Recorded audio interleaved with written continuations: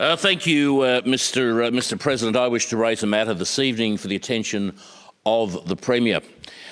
Premier, the problem that Victoria has at the moment, in particular, is that most Victorians are lockdown drunk.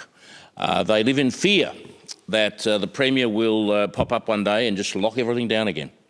And that is the simple fact of the matter. As late as last weekend, I was at a christening, in fact, and the family that invited me to the christening, well, it won't be soon. They had booked a hotel in Richmond for lunch, which I thought was very nice, and it was a very nice lunch too. But as was explained to me by little Ruby's mum, they had been terrified the night before, unable to sleep because there had been a couple of cases of the new variant. And that immediately struck them down with desperate fear of lockdown. This is happening all over the state.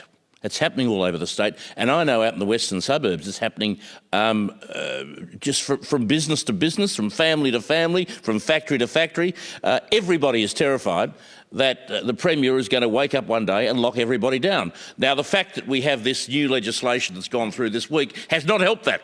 Not even one little bit. So, the health crisis, the mental health crisis that has been created by the lockdowns is not being helped by this constant state of anxiety that people are feeling about when they are going to be locked down again.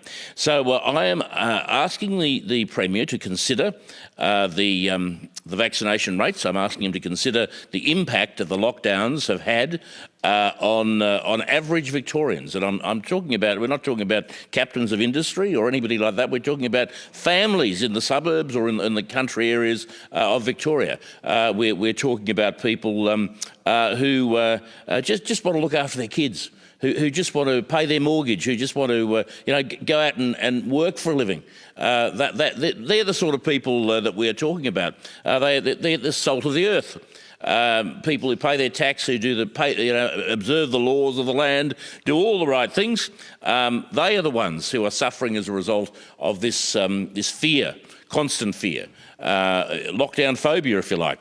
It is something that is very real, and it is something that I'm hoping the Premier will knock on the head. It would be easy for him to do. All he has to do is to call a press conference, and we know we can do that. All he has to do is to call a press conference and announce that there will be no more lockdowns. And that's what I'm asking him to do. Tonight, I'm asking the Premier to call a press conference to announce to the people of Victoria that he will not be locking down our state again. Thank you.